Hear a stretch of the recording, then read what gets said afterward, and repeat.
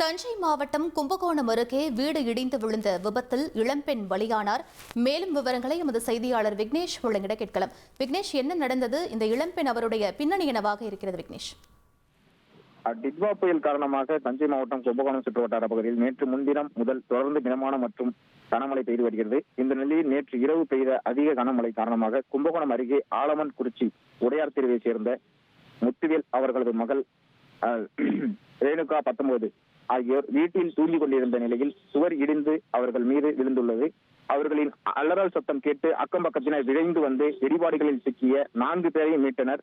அவர்களை கும்பகோணம் அரசு மருத்துவமனைக்கு சிகிச்சைக்காக அனுப்பி வைத்தனர். இதில் பலத்த காயமடைந்த இளைய மகள் ரேணுகாவை தஞ்சை மருத்துவக் கல்லூரி மருத்துவமனைக்கு ஆம்புலன்ஸில் அனுப்பி வைக்கப்பட்ட நிலையில் கொண்டு செல்லும் வழியிலேயே அவர் பரிதாபமாக உயிரிழந்தார். மற்ற 3 பேரும் கும்பகோணம் அரசு மருத்துவமனையில் தீவிர சிகிச்சை பிரிவில் அனுமதிக்கப்பட்டு சிகிச்சை பெற்று வருகின்றனர். அவர்களை கும்பகோணம் சட்டமன்ற உறுப்பினர் அன்பழகன் நேரில் சந்தித்து ஆறுதல் தெரிவித்து வருகிறார். இது தொடர்பாக கும்பகோணம் போலீசார் விசாரணை செய்து மேற்கொண்டு வருகின்றனர். இச்சம்பவம் அப்பகுதி மக்களிடையே பெரும் சோகத்தை ஏற்படுத்தியுள்ளது. மேடம், விவரங்களுக்கு நன்றி விக்னேஷ்.